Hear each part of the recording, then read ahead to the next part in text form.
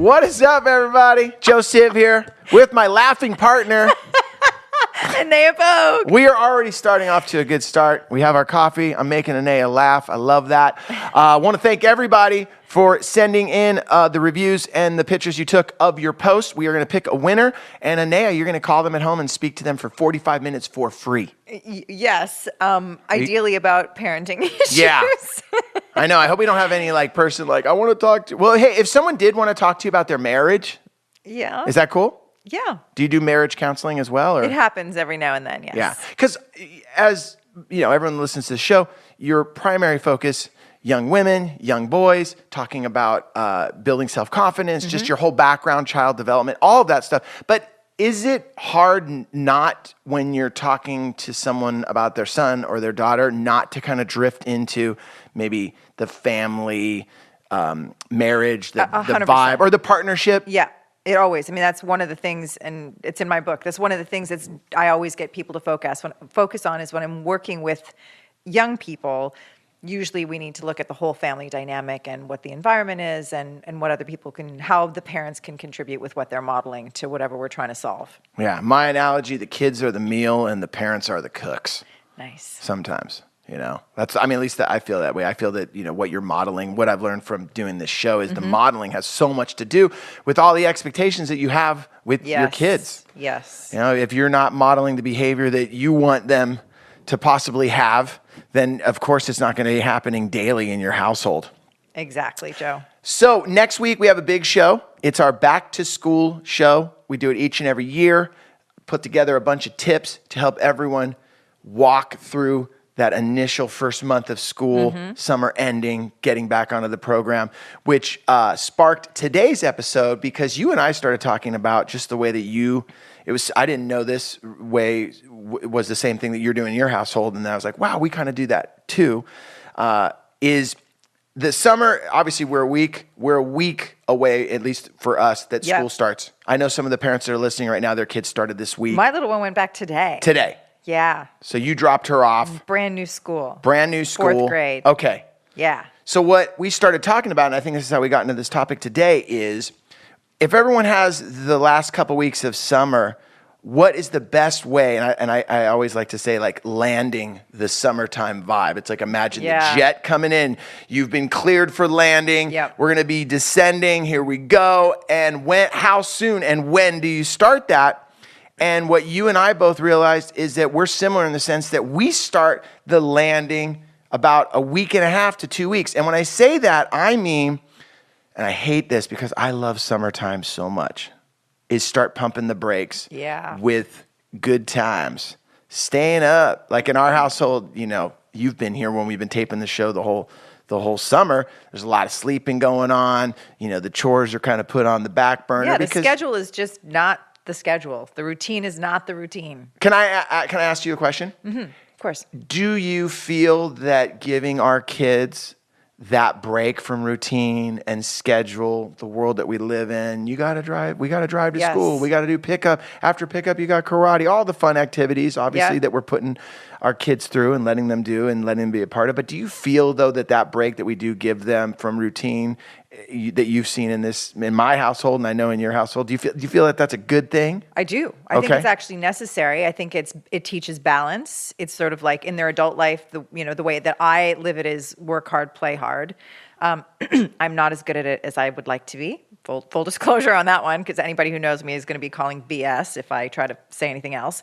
But it's the idea of we need balance in our lives. And so if their future is going to be, generally speaking, working approximately 5 days a week, having a couple of days off, how to make sure that, you have the balance of kicking back a little bit and moving without a routine or a schedule or whatever. And so ideally, unless we have to have our kids in camp every single week and there's still a full-blown schedule the entire summer, they don't get that. But I think generally speaking, most of us, can and should try to give them a little break. And for the families that do have, and we have plenty of families that are friends with, with my son and our daughter that do have the camps, parents got to work. But they've even loosened up the reins. Sure, with, of course. We'll be talking in the chores, and I'll say this: the things that come to mind for me loosening up, and this episode will be about tightening those up. Yep. And the idea that we're going to throw out there for you people listening to the show is don't wait till the last night. We used to do that in our household. We would be it'd be, Dad, it's the last night of summer. It's the last night. It would be like the last week. It's the last week. And it would just be, okay, everyone's going to bed later. There's no like at all stimulating your brain. Like, hey, maybe we should read a little bit instead of watching another episode of Twilight Zone. I'm a huge Twilight Zone fan. My kids, they'd grown up on that show. But anyway, my point being is just fun times, just good times. And I learned that that the sooner that I pump the brakes and the sooner that Karen and I start to get everyone in the mood or get back on the plan of the school schedule and the morning chaos that we've talked about on the show, that they would fight it and push back. But I think you and I today here are saying to the parents that have the young ones, maybe the first day of school, maybe they're going into, even 5th grade, 6th grade, 7th grade, that early stage of education. Give yourself that 10 to 7 days that you start landing summer. Yes. And I think it is a great tool for them to take into their adult lives, not only just sort of in the broad stroke of one day there's going to be a job and blah, blah, blah. But I think it's really important to help them see the value in sort of slowly making that transition instead of it being this stark, like, okay, first day of school, and they're just like, no, like their bodies are pushing back. And this really sort of I started doing it with my kids more consciously after over the last few years, I've had to travel more to speak. And if I'm ever traveling to another time zone where I have to be on, like within the first couple of days that I'm there, like on and early in the morning, what I will do is I'll like start getting up at 4 a.m. here LA time. So if I'm going to be traveling east, I'm not waking up there with my body going, what are we doing up? It's like the middle of the night. Whereas if I take the time to go, so when I experienced the value of making that transition for myself as an adult, I was like, this is going to be helpful to make the transition with going back to school. So we're going to talk about 3 particular areas that we can work on in those sort of 7 to 10 days. I would say like there's the bedtime thing, which we're going to get to. Anyway, we'll talk about time frames, best time to start them. Yeah, the first thing when you brought it up right now, the first thing that goes to my mind is bedtime. Yeah, it's a tough one. And although my kids are older now, I still can remember like it was yesterday.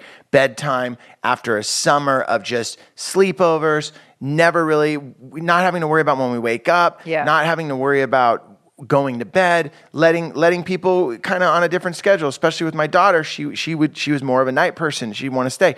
She would sleep, later in the morning. And I remember all of a sudden having to put the brakes on that and going, hey, we all have to be up at 6 a.m. For the last 2.5 months, you guys have been waking up, 10 in the morning. So I want to tackle that at the end. Okay. But can you kind of give us the landscape of kind of how we can start pumping those brakes on summer? And that now, are you saying you're not saying 2 weeks? You're saying a week? It just depends on it depends on. So I'm gonna give like sort of to me the 3 key areas that sort of gentle transition or that interim period should be created if you are able as parents with your given schedule.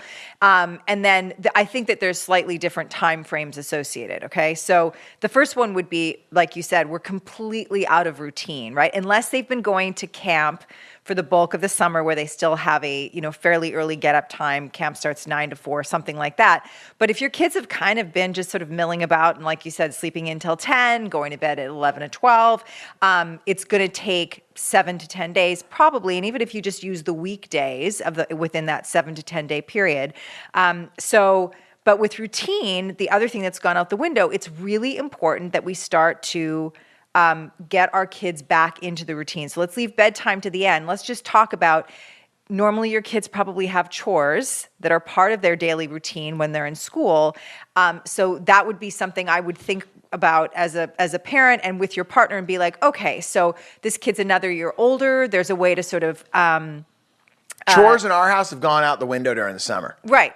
And the only reason, and tell me if I'm doing this wrong, because I feel that during the school year, they have been on such a schedule of wake up, go to school, come home, do your chores, do your homework, then you can hang out, Yep. then you got to get ready for dinner, then you got to take a shower, then we got to do a little reading before bed, then we Yep. got to crash out, and check it out, we're doing it all over again. So I will say this, I have totally been so lax on the chores. Is that bad or good? I mean, should I be telling them like, dude, you got to work the whole summer, or, you know, what's your feeling? I think that's a personal choice. I think that, you know, generally we have chores and we have our kids participate with chores, not just as a like, I'm going to teach this kid how to work, but as a like, in order for this household to function in a reasonably, you know, smooth fashion, everybody needs to do their part.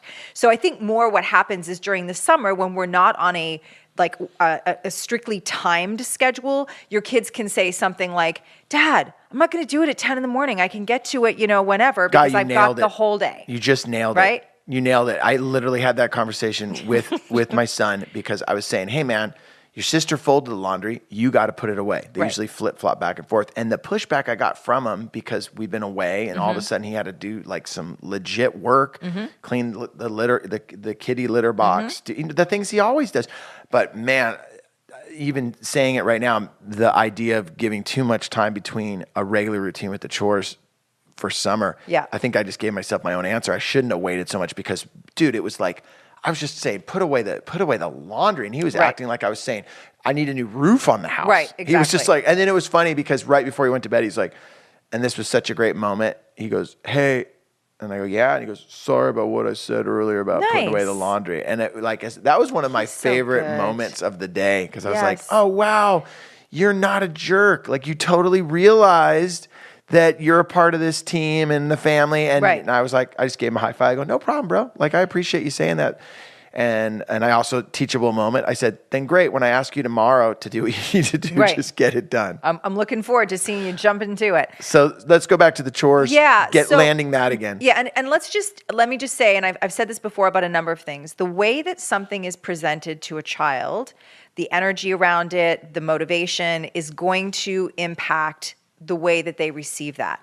So while this little tip will not probably work with your adolescent child, if you've got children that are between, say, 5 and 10, I would strongly suggest that you present the like back into the routine. It's going to be a new year. You're going into 4th grade. Here's what I love about like you being 9 now instead of 8, or a 4th grader instead of a 3rd grader. There's this thing that like only your sister's been able to do, your older sister's been able to do, that you're now going to be old enough. And I would love it if you feel like you're grown up enough to take on that chore. So all of a sudden there's this whole like brain prompt around this, me engaging in this chore, part of me getting back into my routine is also a sign that I'm older and more mature, which is something that you can really play on with. And I don't mean that to sound manipulative. I mean, it's just like, you know, work with what you've got. And that'll probably get them on board much more quickly. You might even want to also talk about like, okay, so it's a new school year, which really to me, when the new school year starts, that's actually the beginning of a quote unquote new year, is talk about like, okay, you know what, also, as while we're on the chore conversation, because you're going into the next grade, we're going to up your allowance for chores by 25 cents a week or something like that. Like somehow attach certain rewards so that this is not a drag. Like, well, this is what we got to do. Life is tough. But like, okay, back to school, back into a routine, another year older. You got a promotion. Yeah, you got a raise. You got a raise. No, seriously. True. So that is what I would suggest, is probably more like 2 weeks in advance of the end of the summer. Start reinstating somewhat of a routine, even if you're not yet incorporating the bedtime, which we're going to get to. Definitely that's something that you probably need more like 2 weeks out to start getting back in place. The second thing that I'm going to suggest in terms of this is softening the transition is waking up their academic brains. So they've been getting stimulation, and I really want to encourage parents to, you know, I've noticed with my 8-year-old that it's really difficult for her to understand the idea that she's constantly learning out in the world, and that learning is not just about being in her desk at school. And so I'm not saying I'm specifically saying wake up their academic brains, because it's like this stuff that that's connected to actual school learning. So you be talking about like math. Exactly. Maybe some spelling. Exactly. Reading for sure. Like if they've got enough, again, when we're in that sort of yearly school schedule, everything's very, is hopefully a little bit more structured than it is during the summer, because we know that that benefits our children, and that children tend to thrive more when there is structure and routine. But when that was going on and they had a regular bedtime every night, reading time was probably happening, if that's something that you've made part of the routine, and I encourage you to do so if you haven't. But in the summertime, when bedtime is sort of all over the map, the reading can go out the window. Can I tell you right now, if you look at the front of my house, the reading is on the front lawn. It is just thrown out the window. There was a part of me right now where I'm going to say, yeah, that's what we do in our house, just so I could be liked in the rad parenting community. But I'm going to be so honest. The reading went out the window. My daughter right now is, this last week is pulling together all the reading that she was supposed to do over the summer. Yeah. And obviously she's a junior in high school. Yeah, and she'll figure it out. That's why there's Cliff Notes. And so hopefully by the time our kids get to high school, there is that sense of like, I'm going to fail English if I'm not staying on top of my reading list for the summer. But what you're saying is so true. Not to interrupt you right there, but what you're saying is so true, is to bring that back in. How do you do that in your household on the academic end? Yeah, I did do it, and I try to do it each year. So I usually like just go to Staples or Office Depot or on Amazon or whatever, and I order her a workbook that is a review of whatever her previous grade was. And that's really intentional. I'm not like, you could also take the approach, certainly a possibility, of getting them, like I could have got her a 4th grade workbook and be like, let's see what you know. But what I really wanted to do was give her, every new year she goes into school, she's like, I don't know, how am I going to do 4th grade? And I was like, well, remember on the first day of 3rd grade when you didn't know how you were going to do that?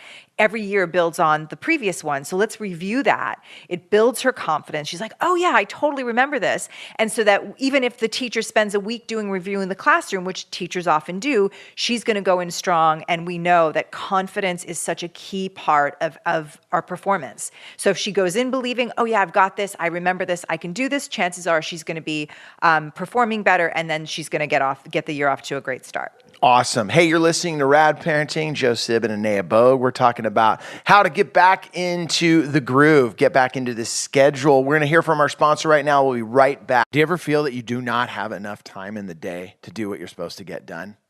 You're going to work, you're maybe trying to hit the gym, but you forgot that, I got to pick so-and-so up from daycare. I got to get my dad over to his doctor's appointment. I wanted to pick up the house before I left. Wow, check it out. How am I going to get everything done? Well, I'm going to tell you right now. Go to care.com.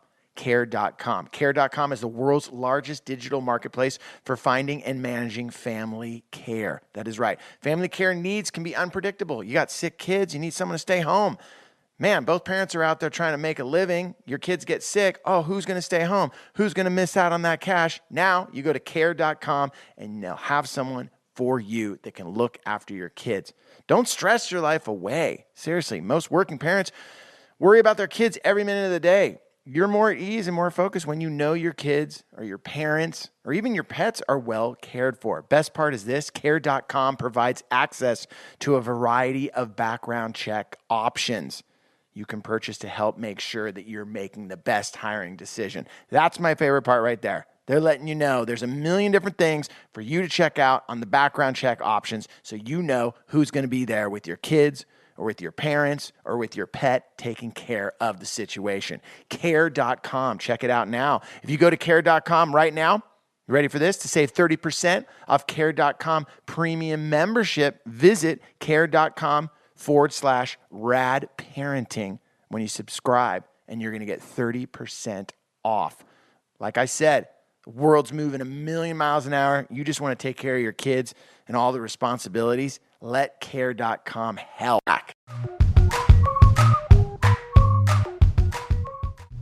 Joe Sib here with you, back to Rad Parenting, talking about how we get back into the groove. I'm thinking of the Kiss song, Back into the New York Groove. But that, do you know that song I'm talking about? See the world in songs. Because I'm back in the New York Groove. I First time I've ever sang on a Rad Parenting. Rad Parenting. So we're talking about getting back into the groove, getting back into the schedule, starting it 7 to 10 days before you're actually supposed to start school again. I love that idea, and it's something that we practice in our household so that we're not at that last moment, just kids tired, people are not ready to go back to school. What we've touched on so far, just to recap, is starting that chores routine, not so much chores, but just starting the home routine, starting allowing your child to realize, hey, summer's coming to an end. So this week, instead of just having another fun-filled week of just doing whatever you want, we start initializing the chores again, start waking up that part of the child's life again, and then also waking up the brain. I love when you said that, reintroducing some reading, maybe some math, because obviously our kids are learning all the time, Right. but this is more academic. You brought up getting some workbooks in there. Yeah. That's what I do. But it could even just be like, you know what, back to books before bedtime. And this is one thing I want to be really clear about. The energy, the tone that you bring as a parent to this shift is really critical. It's so essential to how your child will receive it. So if it's like, okay, yeah, I know we had a fun summer, but time to get back to it, I think that sets our kids up to have this, and not to, for some of us, and I've certainly been there, it's necessity that we have like, a 9 to 5 and then our weekends are everything. But, my wish for every person is that their workplace brings joy and value to their lives so that they're not dreading what they do Monday to Friday, 9 to 5. And I think we kind of set up our kids to have that view of like, oh my God, like school is awful and that's me sitting in my desk and summer's the only thing that's fun or the weekends are the only thing that's fun. So really bringing sort of a positive like, okay, it's time to get back into our routine and it means you're going to get back into soccer season and we're going to go school supply shopping and really having those positives to sort of package this shift in. All you're saying is taking the stink off of going back to school. And Exactly. and that's just... It's a new beginning. Yeah. It's a new opportunity, and helping your kids to see it from that perspective will help the transition be easier. Yeah, and the stink that we tend to put on it is really just something that maybe all of us grew up with like summer's supposed to be awesome all the time and going to school, that's the period to the fun. And, right. And it's not. And you remind them you're going to be around all your friends again. You're going to be back in your whatever your sport or your extracurriculars are, because there's also those aspects of it that are really great. So I think always trying to remind our kids of like the positive times of all aspects of life is really important. All right, now let's get into, because the big one. The big one, and this is for our parents that have the younger children, and we've done shows on this. We've done everything from sleep training when they're infants to just setting up a proper bedtime and making it all work. But how do you suggest and give our listeners some tools that you actually go from this summer staying up, the no reading, the sleepovers, the just really no boundaries? Right. And I know, but for the parents that have kept the boundaries, totally Good back on that. ya. Good, yeah, I back you. I love that. This is more for the people in my boat that just were like, no rules, here you go. Yeah. I don't mean no rules like stay up all night, but there were a couple all-nighters when Nate had some bros over here. It's like, did you guys go to bed? And they just look at you with that face of I'm like, you look 40 years old, bro. Dude, do you realize you aged? You're 40-year-old man right now. You're the size of a 12-year-old. Get some sleep, dude. Yeah, come on. Look at your face. So with that said, how do you start landing the bedtime fun train? The bedtime. Okay, so first of all, let's just say Week earlier. At least. Okay. I would say this would be a 7 to 10 day thing focused on weekdays. So don't cut too much. Like whatever your school year weekend deal is, just start doing that. So if over the summer it was like you can stay up till midnight or whatever, and during the school year weekends tend to be 10 o'clock or whatever, then just start getting closer to that, whatever it's going to be during the school year. It's going to be easiest for them to adapt to if you just dial it back, say by about 15 minutes. So 15 minutes earlier waking them up and 15 minutes earlier going to bed. And I would encourage you to just hop online and so I don't have to cover every age group, but just hop online, it's at your fingertips, and just look up what the ideal amount of sleep is for your child's age, right? It might have shifted between last year and this year. And just have that kind of, in your back pocket, because it's really important when we want our kids to be able to function at their highest, whether it's academically or in their extracurriculars, that they get enough sleep. So if your kid needs 10 hours of sleep, then figure out what the ideal bedtime is relative to where you are right now, and then start dialing it back each night, and then waking them up and 15 minutes earlier each morning. That's the tough one. Yes, it is. Because that means you got to get up earlier as well. So you got to start. What you're saying is you're going back to your original germ of the whole idea that you're also allowing this week to adjust yourself back onto the schedule, getting up. So you're a strong, effective captain, because you're going to still have to be the captain of the ship that first week back to school in terms of getting everybody moving and back into their routine. So that's a really important one in terms of bedtime and giving enough lead time up to it. The other thing is, again, back to what I just said a moment ago, don't be a total buzzkill with the whole bedtime thing. So it's going to be hard to get them up earlier when there's nothing for them to get up for. So use that week to 10 days before to plan things in the morning that they're probably going to have something to look forward to by getting up a few minutes earlier, and not just, get up and go sit on the couch 15 minutes earlier. Yeah. Maybe you get up and there's a bowl of donuts for you. Maybe. Oh my God. Remember that though? But I will say this. Can I tell you right now? I'm going to share this. That is one of the biggest, I hate saying tricks whenever you're talking about parenting, but one of the best things that I did. Incentives. When both my kids were way younger. Yeah. It still works with my son, who's 13 now. If he knows there's some sort of breakfast downstairs that he digs. Yeah.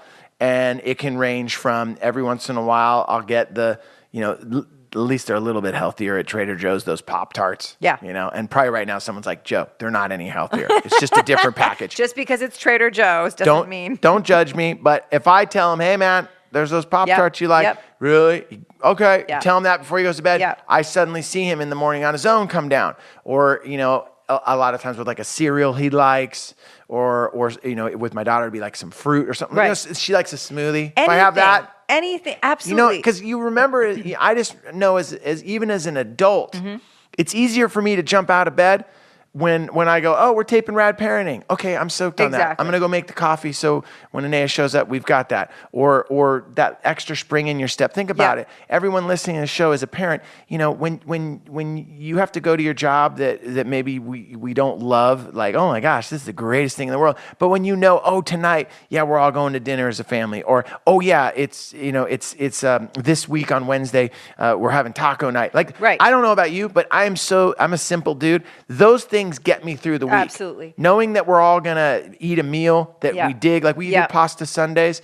Sometimes we'll move that up to the middle of the week, like Thursday, and I'll be like, oh, we're going to have pasta on Thursday. So literally when I'm bummed out about having to get up early and go fight traffic, I'm like, you know what? Tonight, we're wedging pasta. Exactly. And that's also such a great thing to teach your kids. And so whether you do it, and I want to keep people conscious always of, please don't use food to get your kids to do anything, because it becomes a crutch. Like, they start to associate food with emotional well-being or feeling good or whatever. Basically everything I just said. No, you can do it as one of multiple things. No, I know. The idea is great in terms of, even, and this is the thing, folks, remember that we're talking about a transitional time, which does not mean, you're a drill sergeant and they are already back into the school routine. So maybe plan a play date, but plan the play date for 8 a.m. or 8:30. So as another example, in addition to the yummy food that might be waiting for them, maybe there's a play date on one of the days that's just happening earlier than it might have the rest of the summer. So they're still doing something fun, but it's playing into this whole shift of the routine. I'll tell you right now. And the bedtime. I'll tell you right now, play date at 8:30 ain't going to happen. But with that said, what I will say is, how about I have been able to say, and this is another thing, and with the food issue, I totally agree with you. I think what you're saying, just so I can clarify that, you're saying if everything in your life, everything that you asked your kid to do is rewarded with a Pop-Tart, we've got a problem. That's what I'm saying. But if it's the first week and we're going back to school and we haven't had these treats in a long time, if that's what gets so-and-so out of bed a little bit earlier because there's a cereal they like, there's, and there's a lot of choices we have out there, you're cool with that. 100%. Okay, cool. Yeah. The idea that you threw out with the play date, I have used that when it's during the school year. I don't want to go to school. Hey, but I know you got the play date though after school. You're hanging out with your buddy. Oh, really? And then suddenly the clothes are put on and people are downstairs because they realize if I get through school, then I have the fun time at the end. I love that. Right. And also, like, on that, if I get through school, I want to just keep encouraging us to be aware of helping. It's a tremendously empowering state of being to always, in any situation that you face, to find something that makes you want to choose that. To feel like, oh, okay, so you know what? School doesn't feel like my favorite. What's one thing I can think about going to school today, whether it's hanging with my friends or my favorite teacher for science or, whatever. Help them to prompt themselves to do that so that under any circumstances they can move through something, not like just with drudgery, but like, I got this. I want to do this. I'm finding the thing in it that's good for me. I love that. And once again, I agree with you 100%, as I normally do on this show. Someday I will disagree with you. It'll be awesome. But you're right. You don't want to put the stink. I know I keep using the word stink or putting a bad vibe on school, a bad vibe on that process that you're going back to school. We don't need to do that. I think we really hit that hard today on today's show. I just want to just one more time go through it. I loved you really had three key points here, starting with getting that routine back in, whether it's chores, whether it's doing some work around the house. If that's laxed up over the summer, start reintroducing that a week before school starts. And also waking up the brain. I love that. I put quotations around that. Wake up the brain. And that doesn't mean that we're not waking up our brains during the summer, but it's basically bringing out those math workbooks. It's doing some reading, at least in our household. It's definitely the reading at night and reintroducing that and going, oh, wow, okay, I'm gonna look back on some of the material I studied in second grade so that when I go to third, I have this, and you can get those workbooks. You can go online. All that material is so great. It's there for you for free. So I love that. And then third and most important that we really hit home was the bedtime.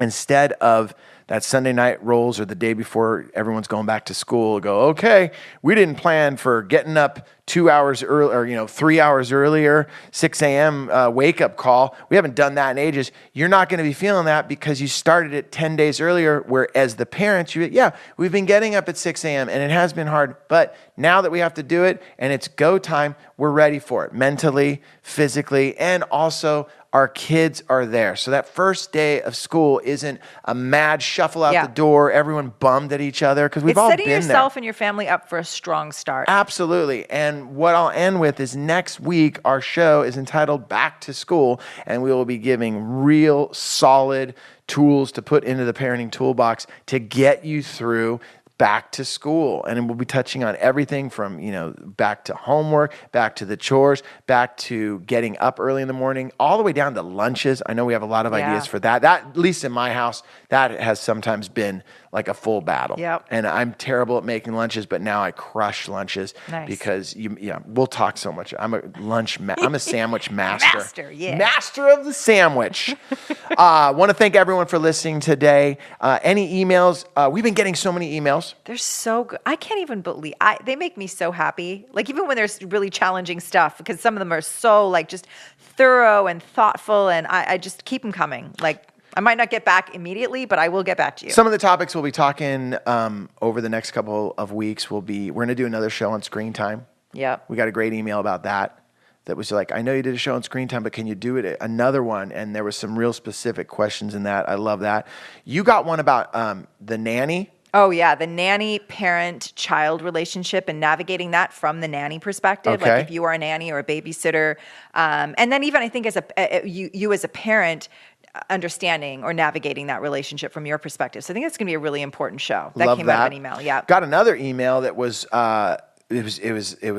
it was awesome, but it was also like one where I was just like, wow, I don't even know how we can dive into that. But it was from a woman that initially was like, I'm not going to have kids. The world we live in is crazy. Yes. And all of a sudden met someone, oh my gosh, never thought, and this was great because someone might be listening to the show right now that's like, I'm never going to have kids. Because I know we have people listening to the show that don't have kids. Yes. Which I love that we actually do a show that they're like, I want to listen to it. But I've met people who are like, hey, you know what?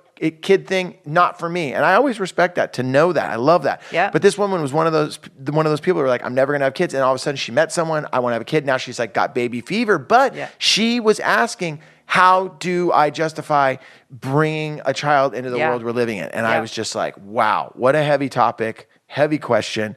Can we tackle it? And I think we're gonna try to do that. We're gonna take it on. Look at us both looking at each other. Like, we'll figure it out. Yeah, no, we got it. So keep the emails coming, radparenting@gmail.com. Also, a review from you would mean so much. Go to iTunes, write a review, and follow us on Facebook, right? Yeah, so that follow us they on can share Facebook. episodes with Rad their Parenting. circle. Yeah, you can go to Rad Parenting. You can also always text us too. Text the word parenting to 31 31 31, and then you're a part of that community where you get the show early. We email it or we text it to you, and you can check in that way. With all that said, my name is Joe Sib. And Anea Bogue. And we're out of here. Late.